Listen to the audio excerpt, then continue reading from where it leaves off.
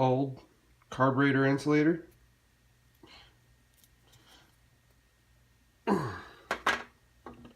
New carburetor insulator.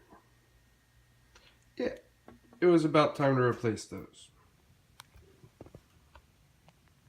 Here you can see I attached the front boot to the carbs and pushed them most of the way on to the front cylinder heads while leaving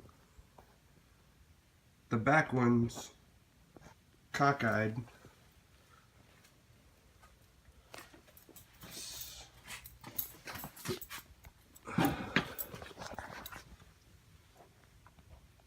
So that it will hopefully drop down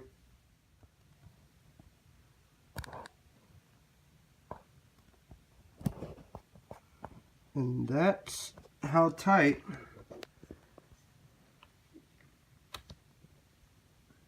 everything the boots should fit onto the carbs and the cylinder heads. I tried using screwdrivers to help pry on this top edge to help the carburetors drop in, and I had no luck. What I did end up doing was, with my airbox on here like this, I set my butt right here, reach down with both hands, one on this side, one on this side, about right there, and just pulled my butt down. And it took about 10 seconds.